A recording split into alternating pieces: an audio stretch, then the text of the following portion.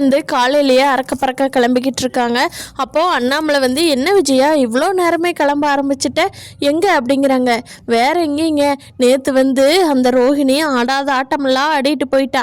கையெழுத்து போடுற நேரத்தில் மயங்கி உளுந்து எங்கேயோ யார்கிட்டையோ வாங்கிட்டு வந்த பிள்ளைக்கு என் பிள்ளை தான் அப்பான்னு சொல்லிட்டு என்னால் முடியாது, நான் மனோஜ் கூட தான் சேர்ந்து வாழணும்னு போயிட்டா. என்ன பண்ணுறது, வக்கீல் அம்மாட்ட போய் நான் பேசி எப்படியாவது டிவோர்ஸ் வாங்கி கொடுத்துருங்கன்னு சொல்கிறதுக்கு தாங்க போகிறேன் அப்படிங்கிறாங்க. அதுக்கு அண்ணாமலை இருந்துட்டு விஜயா அவசரப்படாத, கொஞ்சமாவது பொறுமையாக இரு. நீ அவசரப்பட்டு பட்டே தான் எனக்கு என்னமோ மனோஜ் வாழ்க்கையை கெடுக்கிறையோன்னு தோணுது அப்படிங்கிறாங்க. ஏங்க போகிறப்பவே அபசகுணமாக பேசாதீங்க.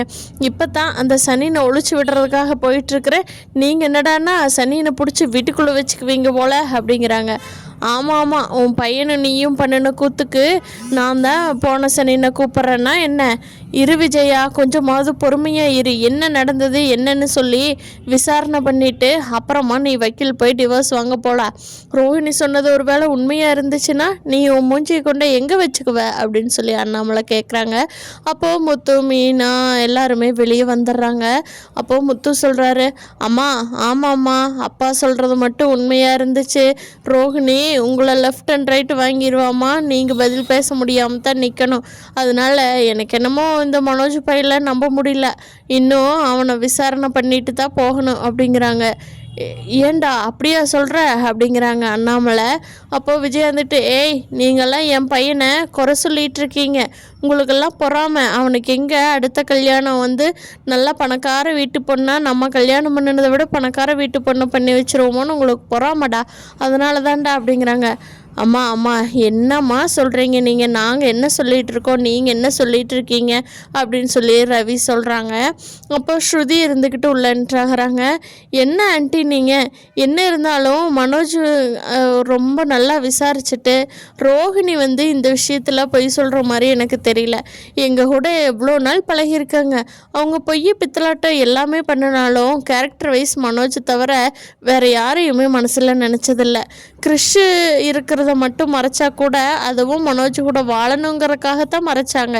மனோஜ் மேலே அவ்வளோ பாசம் ரோஹிணிக்கு. அதனால் எனக்கு தெரிஞ்சு வேறு யார் மூலையம்மாவும் ரோஹிணி ப்ரெக்னெண்ட்டாக இருக்கிறதுக்கு வாய்ப்பே இல்லை அப்படிங்கிறாங்க. என்ன ஸ்ருதி நீ உனக்கு எல்லாம் தெரியுமா? எனக்கு தெரியும் அவளை பற்றி, உனக்கு அவளோட திருட்டுத்தனமெல்லாம் முழுசாக தெரியாது ஸ்ருதி. ஏன் கிருஷிவே அப்பா அப்பான்னு தானே கூப்பிட வச்சா, கிருஷிக்கு என்ன அப்பா மனோஜா, ஆனால் கூப்பிட வச்சால அப்படிங்கிறாங்க. ஓ ரவி சொல்கிறாங்க, அம்மா எங்ககிட்ட நீங்கள் வாக்குவாதம் பண்ணி எதுவும் ஆக போகிறதில்ல.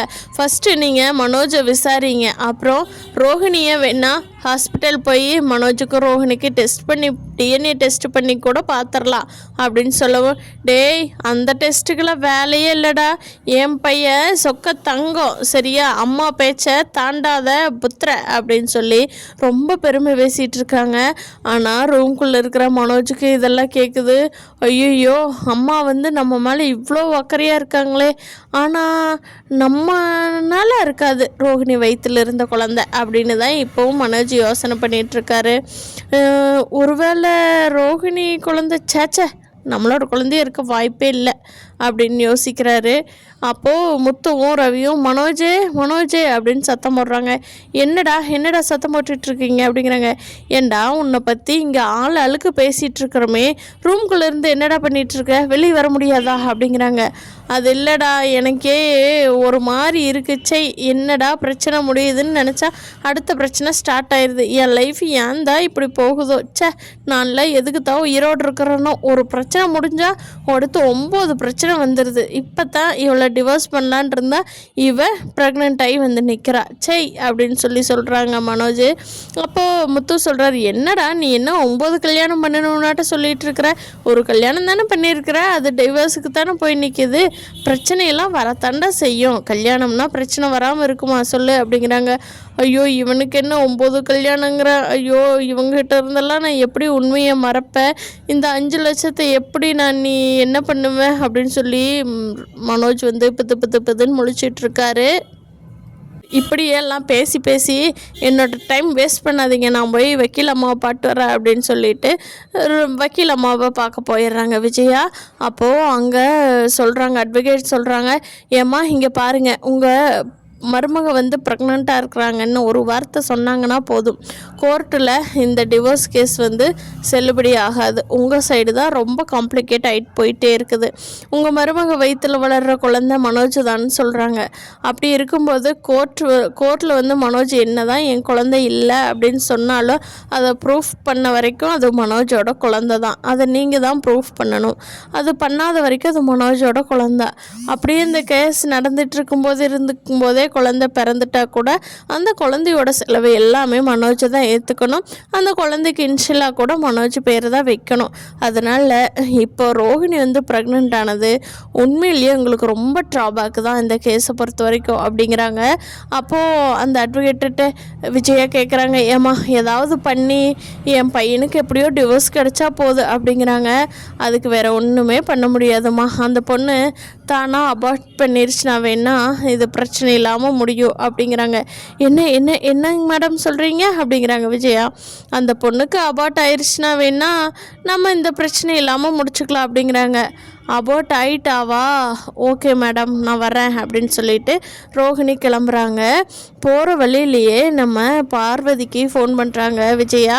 அப்போது ஏன் பார்வதி, உனக்கு தெரிஞ்ச ஒரு கேரளா வைத்தியக்காரர் இருக்கார்ல, அவர்கிட்ட என்னை கூட்டிகிட்டு போ பார்வதி அப்படிங்கிறாங்க. விஜயா எதுக்கு அப்படிங்கிறாங்க. அதுவா, நான் சொல்கிறேன், நீ இப்போ கிளம்பி வா, இங்கே நீ கிளம்பி ரெடி ஆயிரு, நானே வரேன் அப்படின்னு சொல்லிட்டு விஜயா போய் ஆட்டோவில் பார்வதி கூட்டிக்கிட்டு அந்த கேரளா வைத்தியர்கிட்ட போகிறாங்க. அங்கே போய் அவங்ககிட்ட கேட்குறாங்க, இப்படி என் பொண்ணு ப்ரெக்னென்ட் ஆகிட்டா, அவளுக்கு இன்னும் கல்யாணமே ஆகலை, வெளியில் ஹாஸ்பிட்டலுக்கெல்லாம் கூட்டிகிட்டு போனால் ரொம்ப அசிங்கம், அதுதான் வைத்தியரே உங்கள்கிட்ட வந்து மருந்து வாங்கிட்டு போகலான்னு வந்தேன் அப்படிங்கிறாங்க. ஐயோ, பொண்ணை பார்க்காமையெல்லாம் ஞான் மருந்து கொடுக்கணும்ல, நீங்கள் பொண்ணை கூட்டிகிட்டு வரணும் அப்படின்னு சொல்கிறாரு அந்த வைத்தியர். அப்போது விஜயா சொல்கிறாங்க, இல்லை அந்த பொண்ணு வெளியில் கூட்டிகிட்டு வந்தால் எல்லாரும் அக்கம் பக்கம் எல்லாமே பார்ப்பாங்க, எங்களுக்கு ரொம்ப இதாகிடும், நாங்கள் காது வச்ச மாதிரி முடிக்கணும், நீங்கள் தயவு செஞ்சு எனக்கு மருந்து கொடுங்களேன் அப்படிங்கிறாங்க. பார்வதி வந்துட்டு, விஜயா யார் ப்ரெக்னெண்ட்டாக இருக்காங்க, யாருக்கு மருந்து வாங்குறேன்?